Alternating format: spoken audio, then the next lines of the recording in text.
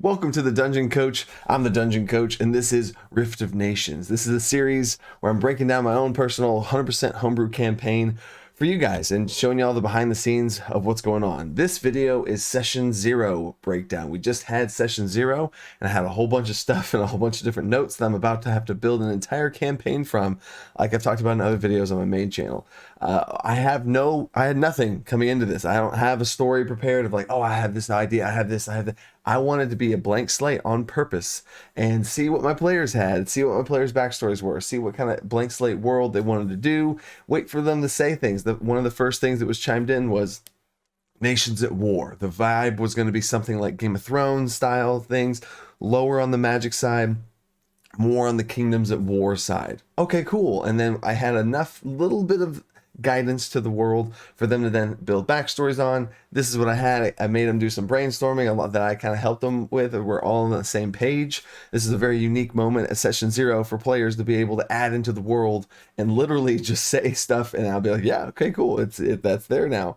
And they can literally create the world. It's a very empowering thing as well. So last episode was a pre-Session 0 where I showed you what I had to get ready for Session 0.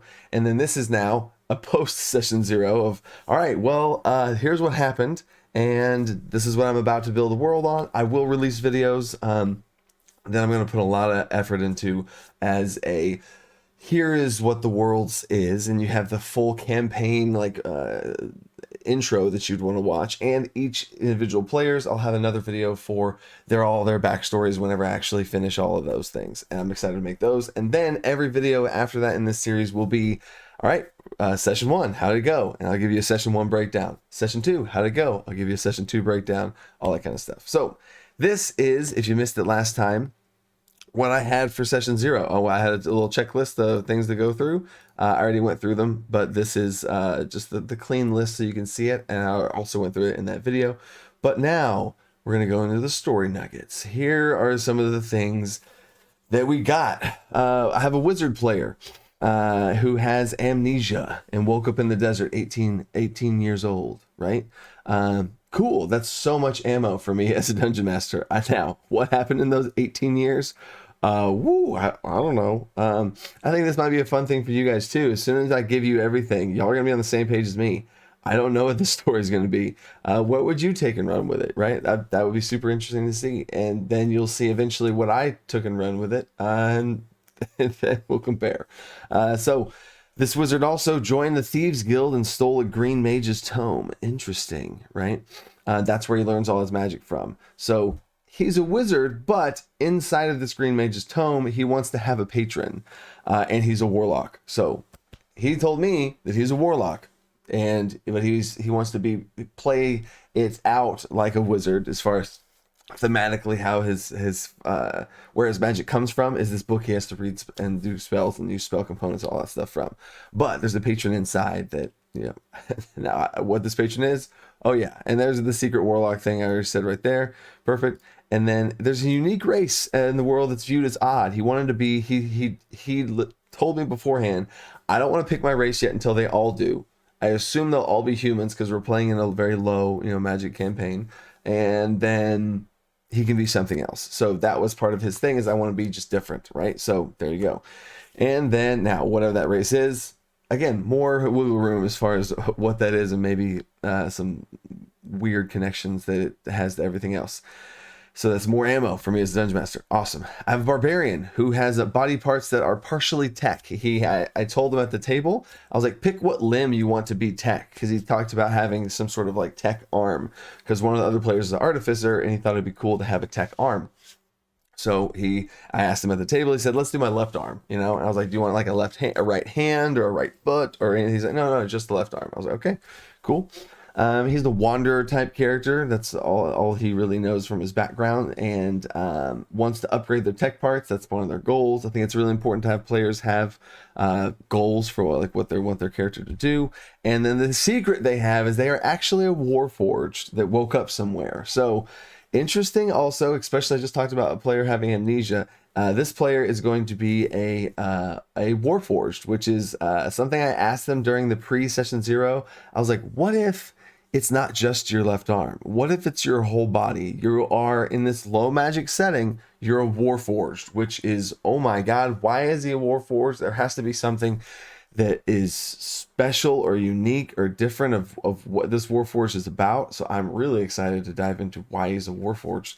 But I think it's a really cool secret that I also asked him before the session, do you want to share the secret with anyone, right? Pick one player if you want to share your secret with. And he shared it with the Artificer. So the Artificer player now knows that he is a full-on Warforged, which makes sense. He confided in her about his arm, and then he's like, actually, it's my whole body. Check it out. So yeah, there's that. More questions to answer with that. And he's a wanderer with a backstory of what happened when he woke up. What happened caused him to wake up? What happened? Yeah, so many questions there that I'm excited to answer.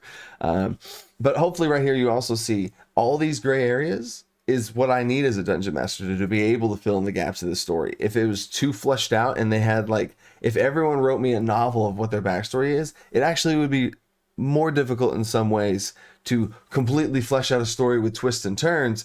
I could flesh out a story because they almost gave it to me, but I wouldn't be able to have as many twists and turns. And I love me some twists and turns. So Artificer, third player, they grew up tinkering. That's what they just love to mess around with stuff and just play with things. Their father left her when she was young. Love that. Why did he leave? He never came back. Is that a spin of a bad character or a spin of a good character that can't come back? And that's now a mission for them to go find. I don't know. She found a cat and she loves the cat. And the secret is the cat's magic. She just really wanted to have a magic cat whether all of her powers come from the magic cat or it's just a weird magic cat that has something else tied into stuff. I don't know. So cool. And then the Keymaster, third class, is orphan from the cold place, got beat up a lot when he was a kid, taught how to fight by one of his caretakers. The orphanage was destroyed. He passed out and he woke up and the orphanage was destroyed. He left to he described it to me as destruction follows him. That's more ammo for me. Why is destruction following him? I don't know. He left the Tech Nation and becomes a street fighter and joined a fight club and stuff. Like that's kind of what his whole thing was. He was recruited by the army, being such a good fighter, but he sucks at using weapons. So imagine like you go and you're army recruiter person, you find this dude that's like super amazing street fighter, and you want to recruit him, and you're like, heck yeah, let's go. And then he's terrible at using weapons because all he can do is like punch and kick and stuff, which in a military setting might not be the best if you're going up against people with swords and shields. So that's kind of his whole thing. Really good at what he does, and he's going to be Keymaster / monk type situation. And his secret is its lycanthropy. Ooh. So when he said he was destroyed and he was surrounded by all this stuff, I was like, all right, well, he's going to be a werewolf type situation. And yeah, I think that's the cool secret for him. So each of them have a secret, right? One is a Warforged. One is actually a warlock with a secret patron. One has a magic cat that could be a secret patron, I guess. And then we have a lycanthropy werewolf at the start of the campaign, which, oh my God, I love that. I tried so hard to inflict lycanthropy on my last 3-year-long campaign, and this was finally starting off with one. Yes, and I have a whole lycanthropy system. It'll be on my Patreon by the time this video releases, probably in October. The spooky themed Patreon package of a whole bunch of DM tools for stuff like this, and my lycanthropy system will be in there for sure. I love werewolves, so here we go. Now going into the rest of this stuff, I had them brainstorm on different troops in their army that they're in, right? I haven't named the army yet, but I want it to feel like they're in the army. And I've never been in the service, so props if you have, but I talked to some people that have been, and I'm like, okay, what are the vibes that I want to give my players to make them feel like they're in the army? They have to be in a like a company of some kind, like an army, and there's people that they know besides just them, you know. So I said, who do y'all know? And then I just gave them, I was like, I want some, you can give them a race, a personality trait, like an emotional spectrum of like, are they like bubbly and fun? Are they sad and like, give me some emotional keywords so that whenever I play them, like, what's their personality like, right? And then a quirk, some sort of weird thing. What's weird about them, like what's some odd weird stuff, right? And then what they do in combat, just the general, like, what are they known for in combat? So if you were to pick them in a team, and like you're like dodgeball style, if you were to pick them, like, what do they do really good? Oh man, they're so good with a two-hander. Oh, sword and shield. Oh, they do like poison magic. I don't know. So that's some of the things that they said, but I had them brainstorm some troops. I warned this to them beforehand, before they came to session 0. I was like, hey, I'm going to ask you guys some stuff. Here's some stuff I'm going to ask you. Have as much or as little prepared as you want. No worries. So they got 9 of them, 9 different people. Some of them, I think probably about 6 of them were prepared beforehand. And I was like, anybody else just want to riff off some right now? Like, what about this person and their name? And they created Karen.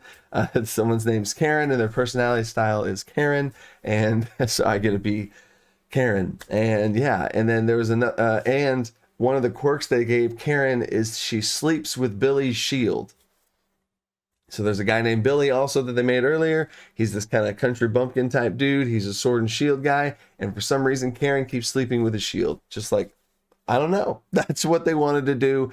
Cool. I want stuff like that so that they have these weird connections and like backstory from these people that they know about from like working their way up through the army. They've only been in the army for a little bit. They're all going to be trainees. That's where we're going to start the campaign. So I let them know that. But I want them to feel like they know people. Just like if you went to school with somebody, you'd know like, oh, that person, they have, you know, whatever going on. So that was cool. And then nations, grasslands, mountains, cold, coastal. I asked them beforehand, make me some nations. Like, what kind of nations are there, right? You each going to make up a nation.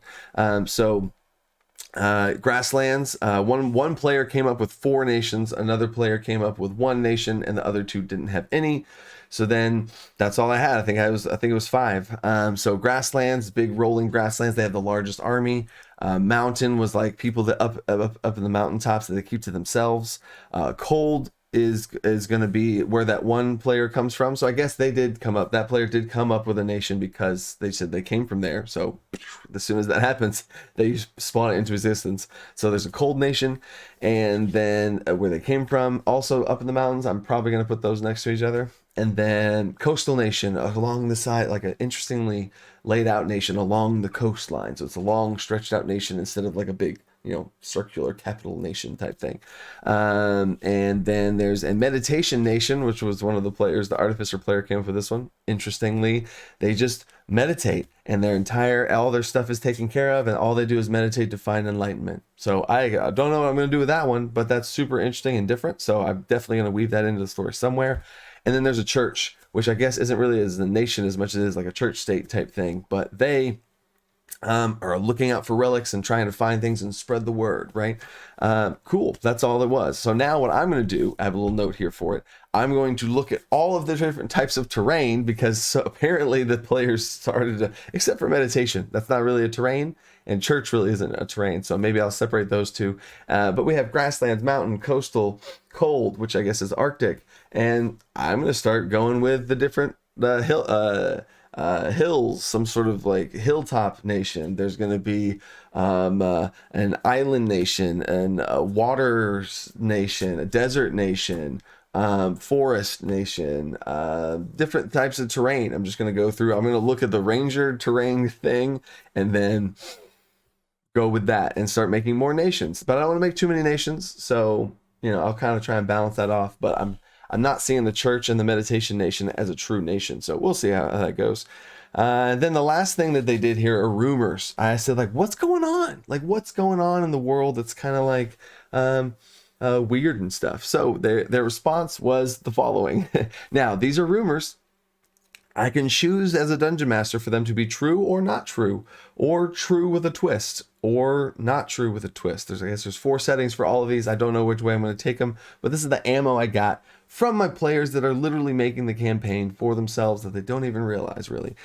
So rumor number 1, desert is strange how you move into and out of, and you keep getting knocked out somewhere, like, or kicked back out. So like you travel into it, and then like you move around, you keep traveling, and now you're back to where you came from, and you're like looping back around, and you keep getting like shunted out of the desert for some weird reason. And so I interjected the rumor about there being a desert nation. So the player said something about the desert strange. And I was like, you know what? There's also a rumor that there used to be a desert nation. And it was like long forgotten thing. And there used to be a desert nation, but now no one can even find it anymore. Is it even exist? I don't know. And that one player, the one player up here, they woke up in the desert 18 years ago. Maybe those are connected. Maybe maybe what caused maybe what caused their amnesia 18 years ago is the same thing that caused this effect of not being able to go in there, and there's some sort of connection there. I don't know. So anyway, next one's there's a forest Bermuda Triangle. So the forest, there's this large forest like the Amazon or something, and there's a Bermuda Triangle effect. Like you go in there and there's some weird stuff, and it's dangerous. There's monsters in there.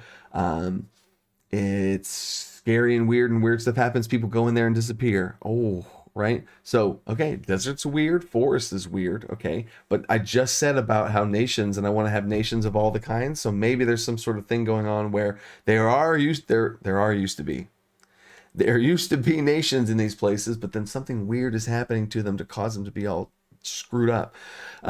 Underwater ruins of some kind around the coast of the coastal nation. If you see, the one thing I did do before I filmed this video is I organized these in kind of categories with each other. You can move these around, right?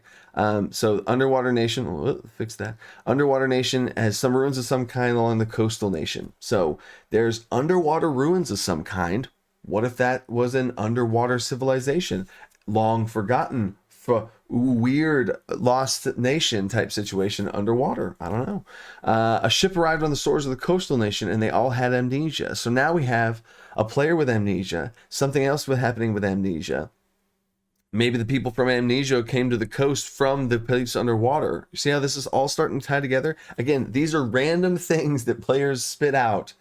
And I'm trying to also throw in things that are similar from what they're saying. That's my goal. This is a little Dungeon Master tip here when you're trying to do this, is as a Dungeon Master, when you're at the table and they're throwing in stuff, take a big picture of like somebody said amnesia stuff. There's a warforged that woke up. There's a magical cat. Okay, so hold up. Nature, just happened just now. Nature, cat, maybe there's a Bermuda Triangle forest thing, has some weird magic stuff going on. They have a cat that has some weird maybe the cat's from the forest and there's some weird magic stuff with the cat that's connected to the forest. Whoa, okay. So I'm trying to throw in, what if there is a rumored desert nation? I threw that in there as a Dungeon Master in the middle of session 0 to try and like, okay, they're talking about nations, they're talking about the weird forest things, they're talking about amnesia. I'm going to throw in different stuff that I can to start to give overlaps. And in those overlaps, I can explain why there's an overlap there, or it gives me the ammo to like link them and chain them together. Anyway, wandering band of savages. There's a wandering band of savages. Okay, cool. Somebody wanted to throw that out there as something that's in the world that you have to watch out for, right? Sadly, nobody said dragons. I really, really was hoping. I didn't want to say it, because, I'd be like forcing my hand on it or whatever. But if I really wanted to as a Dungeon Master, I totally could put dragons in there. And I'll probably find a way to put at least one dragon in here. But nobody said dragons, so they wanted to go with the wandering band of savages. All right, cool. There's a wandering band of savages. People are kidnapping people and testing magic on them. Oh, what? What an interesting rumor. Is that actually happening? Are they kidnapping people at all? I don't know. Spreading diseases. There's some sort of disease that's spreading. Okay, all right, cool. Hits a little close to home right now. But hey, cool, yeah, there's going to be some sort of disease that's spreading across the land that they have to figure out. Maybe one of the players contracts it in some way, and that really gives them you got to go figure it out now. There's a cattle has gone missing somewhere across the nation. So like cattle's being taken across the nation in different places. Who's doing it? I don't know. Are the cattle dying to the disease? Are the cattle being taken? Are the cattle being kidnapped and being tested magic on? That one feels probably like a no. Are the cattle being taken by the wandering band of savages? I don't know. And that's why I'm going to try and explain things with other things, right? Like things on this list, I'm going to try and connect with other things on this list as the explanation for. Mountain Nation is protecting something. It's rumored or been scouted, this is what they said, that the Mountain Nation is like guarding a specific location, like a cave entrance or something. There's guarding it. What's in there? I don't know. I love that. And then the last one is the Grasslands King is being kept alive by necromantic magic. Really funny moment at the table. This is my first session. It was just my 4 friends, and it was just us 4. Well, I guess counting me, us 5 guys playing D&D. This time I really wanted to get a girl player in here. I think that's a really awesome spectrum of everything that brings, because in the world it's 50-50 or whatever the ratio is, male, female, whatever. But I really wanted to put in a female player, and I wanted to bring in someone. So I had some one-shots that I'd played with her, and I brought her in. Really funny moment at the table, and it also explains why I think this is important, that I want to stop. It's not even on this list here, but I wanted to say is, I was like, all right, guys, what are the rumors? What rumors? Because I told them beforehand that there's going to be rumors. What rumors have you heard about stuff that's going on out there? So, my first player, my best friend, he was in my last campaign, best man at my wedding, all this guy, the wizard who's now a warlock, all these secrets and stuff. His rumor, the first one he led the campaign off with was the Grasslands King is being kept alive by necromantic magic. I was like, oh, okay, interesting. Necromancy, undead, evil energies. Okay, cool. I was like, all right, who's got another one? And so Sasha chimed in, and she was like, okay, well, my rumor's a little different. I was like, okay, what is it? She's like, well, Patricia has a crush on one of the 3 players. I was like, oh my God, yes. So one of the rumors is more like gossip. And one of the things that she wanted to throw out there that she had written down and prepared for is Patricia, one of the NPCs that she created, also from all the little stuff that I asked them to kind of prepare and brainstorm. Patricia has a crush on one of the 3 guy players. What a great addition to the game. And that made me take a step back. I didn't think about that.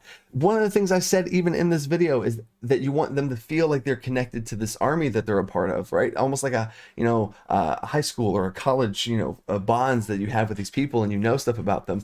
She created an NPC, and that NPC has a crush on one of the 3 guy players, and she didn't specify which one. So I told her, roll a d6 and divide it by 2, and I had players associated with it, and then we knew which player it was, and I was like, okay, cool, it's them, right? She said, okay.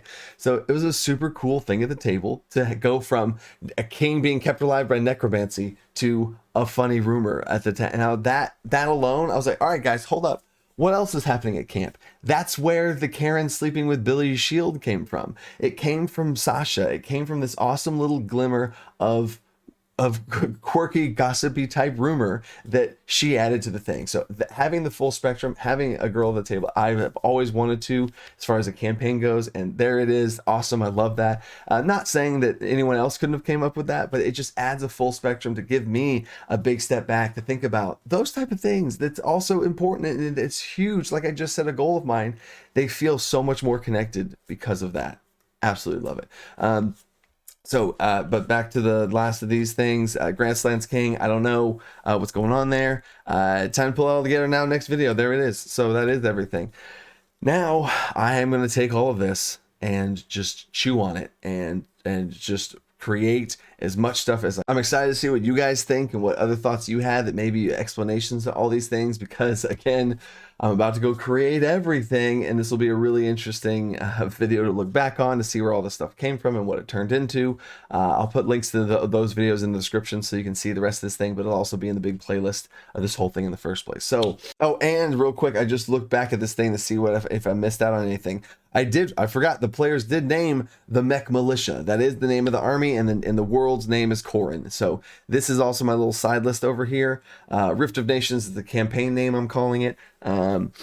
Session 1 stuff, different notes I'm beginning prepared for. I got my story notes that I want to start preparing. So this is I would do this for any campaign. That's another reason why I'm showing this is what's going on in the story. Okay, cool. What's the world made of? Like the actually logistical things. Like I'm going to put all the list of the nations in here of however many nations that we ended up settling in on. The PCs, what's their backstories and stuff, what do they each have going on, the army specifically, since I think this is important to kind of keep a track of, like where those NPCs are. I'm going to put those in here.